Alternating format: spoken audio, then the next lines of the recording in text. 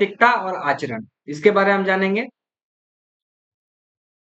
कक्षा का नैतिकता और आचरण क्या होता है?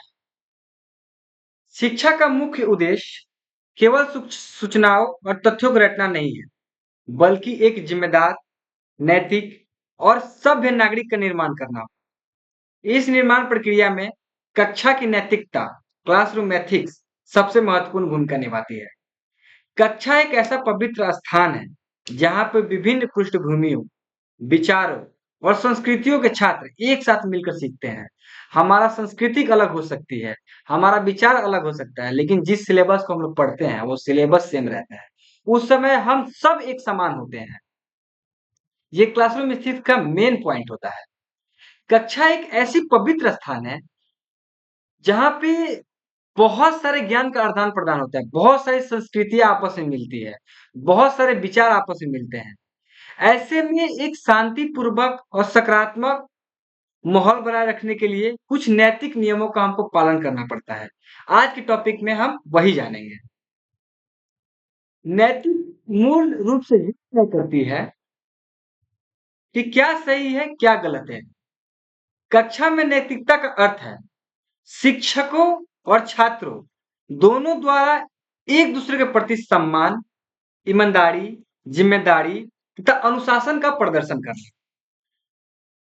इसमें क्या होता है कि जितना क्लासरूम एथिक्स बनाए रखने में छात्रों की भूमिका है, उससे कहीं बढ़ के भूमिका शिक्षक की है। स्वामी विवेकानंद जी ने भी कहा था, शिक्षा का अर्थ केवल जानकारी का ढेर नहीं, बल्कि जीवन का निर्माण, मनुष्य के निर्माण तथा चरित्र के निर्माण में है। चरित्र के निर्माण में मतलब यही है, हम लोग एथिक्स सीखते हैं क्लासरूम में ही। कक्षा में नैतिकता का अर्थ क्या होता है? Meaning of classroom ethics. कक्षा की नैतिकता उन अभिलिखित तथा लिखित नियमों का समूह है जो यह निर्धारित करता है कि छात्रों और शिक्षकों को कक्षा के अंदर कैसा व्यवहार करना है। आप लोग सिंपल भाषा में ये समझिए कि ये एक ऐसा रूल है, एक ऐसा नियम का समूह है जिसमें ये सिखाया जाता है कि आपको क्लासरूम में शिक्षकों को कैसा व्यवहार करना है, छात्रों को कैसा व्यवहार करना है। यह एक ऐसा ढांचा है जो सीखने की प्रक्रिया को सुचारू और प्रभावी बनाता है। नैतिकता के बिना समाज के लिए खतरे कम नहीं है। नैतिकता, देखिए, नैतिकता अगर आपके अंदर नैतिकता नहीं है तो आप सभ्य समाज के पार्ट नहीं बन सकते हैं। तो नैतिकता बहुत जरूरी है सभ्य समाज में रहने के लिए। कक्षा नैतिकता के अंतर्गत समय की पाबंदी, अनुशासन और शैक्षणिक ईमानदारी और दूसरे के विचारों का सम्मान करना शामिल है। और यह सुनिश्चित करता है कि कक्षा में कोई भी छात्र खुद को अपेक्षित या अपमानित महसूस न करे और शिक्षक बिना किसी बाधा को अपना कार्य कर सके। क्योंकि कक्षा में जब तक अनुशासन नहीं होगा तब तक शिक्षक अपनी बातों को छात्रों को नहीं बता पाएगा। अच्छा, अनुशासन किसको होना चाहिए? छात्रों को नहीं। अनुशासन छात्रों को तो होना ही चाहिए, साथ साथ शिक्षक का भी एक अनुशासन होता है कि क्लास में जाकर कैसे व्यवहार करना है, क्लास में कैसे बच्चों के साथ कम्युनिकेट करना है, कैसे बच्चों के साथ रूड बिहेवियर नहीं करना है, उनको एक ऐसा एटमॉस्फेयर प्रोवाइड करना है जिससे कि वो क्वेश्चन पूछने के लिए उनके पास आजादी हो, वो हमसे घुल मिल सके। हम अपने नियम को लचीला रखते हुए भी, अपने नियमों में लचीलापन, फ्लेक्सिबिलिटी रखते हुए भी अनुशासन का पालन शिक्षक छात्रों को करवा दें, यही एक आदर्श शिक्षक का कार्य होता है। ठीक है। छात्रों के लिए हम समझते हैं कि नैतिक नियम क्या है, क्योंकि यहाँ पे एक रूल था, आपको पहले बताया कि जो ये क्लासरूम एथिक्स है ये एक नियमों का संग्रह है। तो यहाँ पे टॉपिक 3 में हम जानेंगे कि छात्रों के लिए नैतिक नियम क्या है, क्लासरूम एथिक्स फॉर स्टूडेंट्स क्या है। तो एक सफल कक्षा के लिए छात्रों का आचरण सबसे महत्वपूर्ण होता है। छात्रों के लिए निम्नलिखित नैतिक नियमों का पालन करना अनिवार्य है। यहाँ पे नियम है, सबसे पहले है समय की पाबंदी, पंक्चुअलिटी। समय का सम्मान करना सबसे बड़ा नैतिक गुण है। छात्रों को कक्षा में समय पर उपस्थित होना चाहिए। देर से आना ना केवल शिक्षक के प्रवाह को तोड़ता है, बल्कि छात्रों को ध्यान को भी भटकाता है। अगर कोई छात्र लगातार वो लेट कर रहा है, तो कोई टीचर पढ़ा रहा है, उसमें बीच में आके इंटरप्ट करेगा। शिक्षक का कुछ उससे हॉट टॉक भी होगा, वहां भी कुछ देर हमारा क्लास इंटरप्ट रहेगा। तीसरा पॉइंट, लेट से क्लास ज्वाइन किया, बहुत सारा टॉपिक छूट गया। जो क्लासेस हमारे टॉपिक शुरू से स्टार्ट थे, वो टॉपिक को कवर नहीं कर पाया, वहां भी उसका नुकसान हुआ। अब मान लीजिए कि शिक्षक आपको असाइनमेंट्स और प्रोजेक्ट्स बनाने के दिए, एक डेडलाइन दिए, उस डेडलाइन के भीतर वो जमा नहीं कर पाया, तो ये सब चीजें क्लासरूम एथिक्स के खिलाफ जाती है। ये सब चीजें आपको सिखाया जाता है। समय का सम्मान करना सबसे बड़ा नैतिक गुण है। छात्रों को समय पर उपस्थित होना चाहिए। देर से आना ना केवल शिक्षण के प्रभाव को तोड़ता है, बल्कि अन्य छात्रों को ध्यान को भी भटकाता है।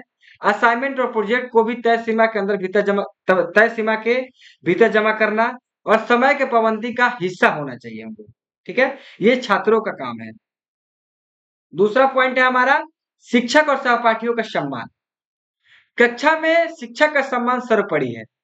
एज ए छात्र, सबसे सम्मानित व्यक्ति क्लासरूम में कोई होता है, वो शिक्षक होता है। शिक्षक जब पढ़ा रहे हो, तो ध्यान से उनके बातों को सुनना चाहिए। बीच में टोकना और विनम्रता से सवाल पूछना अच्छे आचरण की निशानी। बीच में टोकना, अगर आपके पास कोई वैलिड क्वेश्चन है, बीच में आप टोक रहे हो, तो वो गुड एथिक्स में आता है, क्लासरूम के गुड एथिक्स में आता है। आप विनम्रता के साथ उनसे सवाल पूछ सकते हो। इसी तरह से अपने सहपाठियों के विचारों, उनके पृष्ठभूमि और उनके कमजोरियों का भी सम्मान करना उतना भी जरूरी है। किसी का मजाक उड़ाना, अभद्र भाषा का प्रयोग करना घोर अनैतिक माना जाता है। मान लीजिए कि कोई क्लास है, कोई छात्र पढ़ने में थोड़ा सा कमजोर है, उसको क्या करते हैं कि कुछ छात्र मिलकर बुली करते हैं, या फिर उसका थोड़ा सा वेट ज्यादा है, तो उसके वेट को लेकर बुली किया जाता है, उसके रंग को लेकर बुली किया जाता है। तो ये सब चीजें आपको एक अच्छा क्लासरूम का एटमॉस्फेयर क्रिएट नहीं होने देगा, और आप एक अच्छा समाज में अपने आप को सशक्त रूप से पेश भी नहीं कर पाएंगे। आपका वही व्यवहार रहेगा आगे चल के भी, और समाज आपको एक वक्त ऐसा आएगा कि समाज आपको एक्सेप्ट करना बंद कर देगा। अगर आपका बुली एटीट्यूड क्लास में ही डेवलप हो गया, तो आप पूरी लाइफ उससे परेशान रहोगे, आप कभी भी किसी को बुली कर दोगे, और आपसे समाज जुड़ना नहीं चाहेगा। तो क्लासरूम में आपको ये भी सिखाया जाता है कि आपको कभी किसी को बुली नहीं करना है। तीसरा पॉइंट है हमारा, शैक्षणिक ईमानदारी, एकेडमिक इंटीग्रिटी। शिक्षा के क्षेत्र में ईमानदारी सबसे बड़ा आभूषण है। परीक्षा में चोरी करना, किसी अन्य छात्र का असाइनमेंट कॉपी करना और अपने प्रोजेक्ट को खुद मेहनत से बनाना शैक्षिक ईमानदारी कहलाता है। एक नैतिक छात्र हमेशा शॉर्टकट से बचता है और वास्तविक मेहनत पर विश्वास करता है। देखिए, जैसे कि शिक्षक शैक्षणिक में ईमानदारी क्या हो सकता है, क्लासरूम में हम क्या ईमानदारी कर सकते हैं? क्लासरूम में सबसे पहले ईमानदारी कर सकते हैं कि हम चोरी ना करें। एग्जाम के दौरान हम चीटिंग ना करें। हमको जितना आता है, जितना हम जानते हैं, उतना ही हम लिखेंगे। हम कोशिश करेंगे कि ज़्यादा से ज़्यादा हम पढ़ें, क्योंकि हम उसी चीज़ के लिए ही स्कूल जा रहे हैं। हमारे पेरेंट्स सिर्फ़ हमको पढ़ने के लिए भेज रहे हैं। हमारा कोई और उद्देश्य नहीं है लाइफ़ का। हमारा उद्देश्य सिर्फ़ यही है कि हमको क्लास में भेजा जा रहा है, हमें अपने विषय वस्तु को पढ़ना है। हाँ, हो सकता है कि लाइफ़ में बहुत सारा डाइवर्जन होगा आपके पास। डाइवर्ट करने के लिए बहुत सारी चीज़ें आती हैं। लेकिन ये चीज़ नहीं भूलना है कि हमारा मूल रूप से काम क्या है? हमारे पेरेंट्स हमें किस चीज़ के लिए यहाँ पे भेज रहे हैं? तो अगर आप अपने टॉपिक्स को पढ़ोगे, आप अगर पढ़ने में कमज़ोर भी है, निरंतर आप प्रयास करते रहो, अपने विषय वस्तु को पढ़ते रहो, तो ज़्यादा तो नहीं, लेकिन आप अपने सिलेबस पे थोड़ा-सा कमांड कर लोगे, और जितना आपको आता है आप ईमानदारी से लिखिए। और इससे क्या होगा कि आप मान लीजिए चीटिंग करके 10th में अच्छा मार्क्स ला दिए। अभी क्या है कि 10th में अच्छा मार्क्स लाने के बाद भी, 12th में अच्छा मार्क्स लाने के बाद भी, अभी आपका जॉब लगना मतलब कन्फर्म नहीं है। अभी क्या है कि फिर से आपको क्या बोलते हैं, आपको एग्ज़ाम फेस करना पड़ेंगे। आपको तरह तरीके के एग्जाम में बैठना पड़ेगा। आपको एसएससी, सीजीएल, जैसे कि डिफेंस के एग्जाम होते हैं, नीट होता है, आपको हर एग्जाम को फेस करना पड़ेगा। उसमें आपके मार्क्स काम नहीं करेंगे। अगर आपका थर्ड डिवीजन में मैट्रिक में है और आपका बेस क्लियर है, आपने एक्चुअल में मेहनत करके थर्ड डिवीजन लाया है, तो आपका बहुत काम करेगा। वो कॉम्पिटिटिव एग्जाम में आपका वो बहुत काम करेगा। तो आपको ये मूल रूप से समझना पड़ेगा कि चीटिंग करके हम यहाँ तो मार्क्स ला सकते हैं। हो सकता है कि 10 दिन का हमको वाहवाही भी मिल जाए, समाज हमको वाहवाही करने लगे, पेरेंट्स हमको थोड़ा-सा वाहवाही मिल जाए, लेकिन आगे चल के आपके लिए बहुत नुकसानदेह हो। तो ये चीज को हमको समझना पड़ेगा। हमको शॉर्टकट से बचना है। शॉर्टकट दुनिया में कुछ नहीं होता है। हमारा जो विषय वस्तु है, एटलीस्ट उस पर हमको ध्यान से पढ़ना है, क्योंकि हमारा मूल्य कर्तव्य भी वही है, मूल्य काम ही हमारा वही है। ठीक है। उसके बाद सक्रिय सहभागिता, एक्टिव पार्टिसिपेशन। कक्षा में चुपचाप बैठे रहना अनुशासन नहीं है। मैं पहले ही बताया था कि अगर कक्षा में चुपचाप बैठा बच्चा वही बैठता है जो कुछ समझ में नहीं आता है। एक नैतिक छात्र कक्षा में चर्चाओं में सकारात्मक रूप से भाग लेता है। अगर शिक्षक कोई चर्चा कर रहा है, उस पर वो डिस्कस करेगा कि सर इस टॉपिक पे ऐसा पढ़ाए थे, इस टॉपिक पे हम ऐसा पढ़े किताब में, सर ऐसा हो सकता है क्या, सर ये कोई क्वेश्चन एराइज करना इस टॉपिक से, सवाल पूछना और सीखने की प्रक्रिया में योगदान देते रहना। लेकिन ये सहभागिता बिना किसी को नीचा दिखाए और अपने बारी का इंतजार करते हुए होना चाहिए। ऐसा नहीं है कि कोई छात्र उठा है, उसका क्वेश्चन वैलिड नहीं है तो हम एरोगेंस के साथ उठे और उसके बातों को काटते हुए अपना बातों को रख दिए। ये गुड एथिक्स नहीं है।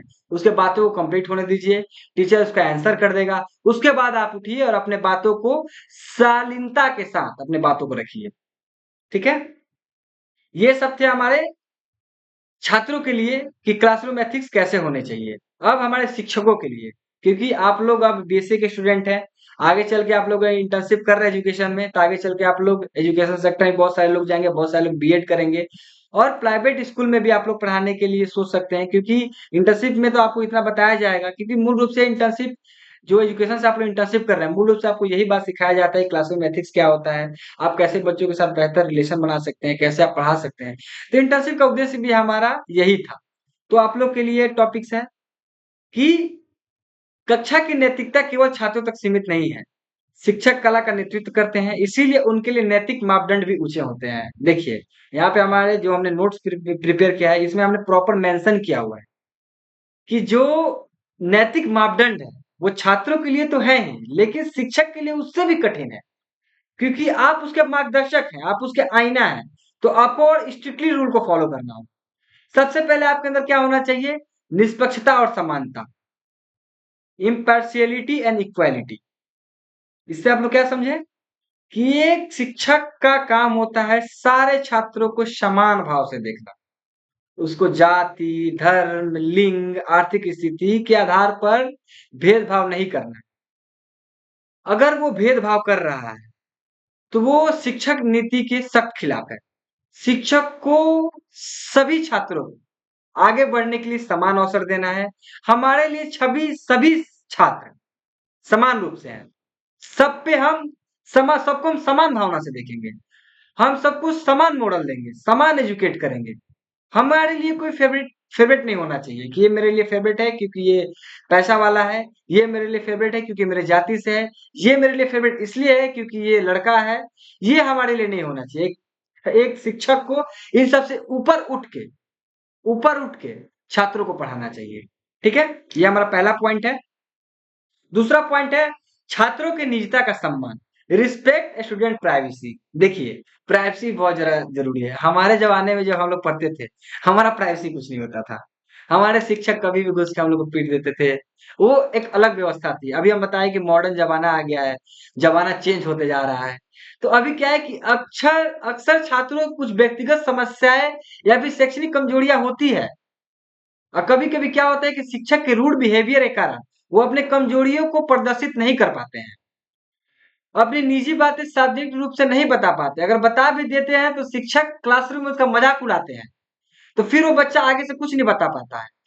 तो हम लोग को अगर कोई बच्चा अगर कमजोर है, अपनी आके कुछ कमजोरियां बता रहा है, अपनी कुछ निजगत समस्या बता रहा है, तो हमको उसको पर्सनली उसको हैंडल करना चाहिए, पर्सनली उसका निदान करना चाहिए, ना कि क्लासरूम में उसको डिस्कशन करना चाहिए। तो ये थोड़ा सा रिस्पेक्ट करना चाहिए स्टूडेंट के प्राइवेसी का, ये बहुत जरूरी है। ऐसा नहीं है कि अपने फन के लिए बच्चे का मजाक उड़ा दिए हम, उसके फाइनेंशियल कंडीशन आके हमसे फीस कम करने के लिए बोला और हम फीस का मजाक उसके क्लासरूम में उड़ा दिए। अपने शिक्षक के बारे में बोला कि नहीं हमको ये टॉपिक समझ में, हम क्लासरूम में उसको बुली करना स्टार्ट कर दिए कि ये तो पागल है, इसको कुछ समझ में नहीं आता, हम इतना पढ़ाते कुछ समझता नहीं है। ऐसा नहीं है, ऐसा नहीं करना है। इससे क्या होगा कि छात्र का मोरल डाउन होगा और आगे से क्वेश्चन पूछने की जो उसमें एबिलिटी थी वो दिन प्रतिदिन कम होती चली जाएगी और आपका और उसका रिलेशन दिन प्रतिदिन कमजोर होते चला जाएगा। ठीक है। उसके बाद हम जानेंगे पेशेवर आचरण। Professional conduct. इसमें क्या है कि शिक्षक का पहनावा, उसकी भाषा और उसका व्यवहार पूरी तरह पेशेवर होना चाहिए। एक फॉर्मल ड्रेस जो कि स्कूल में बहुत सारे स्कूल में रेगुलेट भी होता है कि यही ड्रेस पहनना है आपको, रेगुलेशन है उसका उसके लिए। अगर रेगुलेशन नहीं भी है, तो आप एक ऐसा ड्रेस पहन के जाओ जिससे कि आप थोड़ा-सा प्रोफेशनल लगो। आपके भाषा में मर्यादत होना चाहिए। ये नहीं कि हम एकदम हार्श वर्ड का इस्तेमाल कर रहे हैं, हम डोमिनेंट वर्ड का इस्तेमाल कर रहे हैं, ये सब वर्ड का इस्तेमाल नहीं करना है। ठीक है? कक्षा में व्यक्तिगत गुस्से और निराशा से छात्रों पर निकालना अनैतिक है। कभी-कभी क्या होता है कि हम फ्रस्ट्रेट होते हैं, आगे क्लासरूम में बच्चे पे ही चिल्लाना स्टार्ट कर देते हैं। तो ये नहीं करना है, इससे बचना है। इससे क्या होगा कि छात्रों और हमारे बीच का कम्युनिकेशन कमज़ोर होगा। एक शिक्षक को हमेशा धैर्य रखना है। आपका जो भी व्यक्तिगत समस्याएँ हैं, वो क्लासरूम के गेट के बाहर ही रख के आइए। आप अगर शिक्षक के पोडियम पे अगर आप क्लासरूम के पोडियम पे आ गए, तो आपको एज़ अ शिक्षक रहना है। आपके लिए सब बच्चे हैं और दुनिया के जितने भी आपके पास टेंशन है, सब गेट के बाहर होना चाहिए आप। ठीक है? अब थोड़ा-सा लास्ट टॉपिक हम यहाँ पे चर्चा करेंगे। शिक्षक में डिजिटलीकरण, आधुनिक आधुनिक और डिजिटल कक्षा में नैतिकता। कोविड महामारी के बाद शिक्षा का स्वरूप बदल गया है। अब कक्षा ऑनलाइन डिजिटल रूप से भी आयोजित होती है। जैसा कि आप देख रहे हैं हम लोग डिजिटल माध्यम से जुड़े हुए हैं। हम लोग आपके क्लास में नहीं जुड़े हुए हैं। इसमें इसको हम लोग कहते हैं नेटिकेट्स। ऑनलाइन कक्षाओं के लिए विशेष नैतिक नियम है, माइक और कैमरा शिष्टाचार। जब शिक्षक पढ़ा रहे हैं, तो अपना माइक म्यूट रखना है। सारे बच्चों को जैसे कि हम लाइव सेशन में जुड़ते हैं आपके साथ, तो क्या करते हैं कि बहुत सारे बच्चे माइक खोल देते हैं, अनावश्यक शोर करने लगते हैं। जब तक कहा ना जाए, तब तक माइक अपना ऑफ नहीं करते हैं, कैमरा चालू कर लेते हैं। तो ये सब चीज़ों को ध्यान देना है। चैट बॉक्स का सही उपयोग। ऑनलाइन क्लास में क्या होता है कभी-कभी हम देखते हैं कि ऑनलाइन क्लास में चैट बॉक्स में बच्चा ऐसे कुछ चैट्स देते रहता है, स्पैम करते रहता है, मीम शेयर करता है, फालतू का इस्तेमाल करता है। अभी देखते हैं कि एक मीम कल्चर बहुत फेमस है। अभी मीम कल्चर में क्या है कि लाइव क्लास में बच्चा कुछ भी वहाँ पे डेमोन्स्ट्रेट कर दे रहा है, कुछ भी मीम चला दे रहा है। उसको लग रहा है कि बहुत स्वैग है। उसके हिसाब से बहुत अच्छा काम हम कर दिए। हमारे अंदर स्वैग है, हमको बहुत अच्छा समाज देखेगा। हम मीमर बन गए। नहीं, आप समाज में एक अपने आप को एक मीमर के रूप में, एक कॉमेडियन के रूप में अपने आप को स्थापित कर दिए और कॉमेडियन भी आप सक्सेसफुल नहीं हुए। तो ये सब चीज़ें नहीं करना है। अगर आपको पढ़ने जा रहे हो तो अपने विषय वस्तु से रिलेटेड ही चैट बॉक्स में चीज़ें को डालना है, ठीक है? उसके बाद साइबर बुलिंग का सख्त विरोध। शिक्षक का काम क्या होता है? इंटरनेट के माध्यम से किसी सहपाठी को परेशान नहीं करना होता है। अब देखिए, अब हम बता रहे हैं आपको एग्ज़ाम्पल, एक बहुत अच्छा एग्ज़ाम्पल आ गया कि पिछला साल हम लोग क्लास करा रहे थे, लाइव क्लासेस, उसमें बहुत सारे बच्चे ऐसे जुड़े थे कि किसी न किसी बच्चे का नंबर निकाल के उनको बुली कर रहे थे। ये बहुत सारा 2-3 घटना हमारे पास सामने आया। तो इस तरीके के अगर आप करते हैं, तो आप बहुत एथिक्स के खिलाफ जा रहे हैं और ये चीज़ें नहीं करना है, इन सब चीज़ों से बचना है। तो आज का हमारा क्लासेस एथिक्स पे था। आज हमारा क्लासेस हमारा यहीं पे स्टॉप हुआ। मिलते हैं नेक्स्ट टॉपिक पे। तब तक आप लोग स्वस्थ रहिए और आप लोग हमारे नोट्स को अपलोड कर दिया जाएगा। आप नोट्स के माध्यम से पढ़िए। सारे नोट्स को ध्यान से पढ़िए।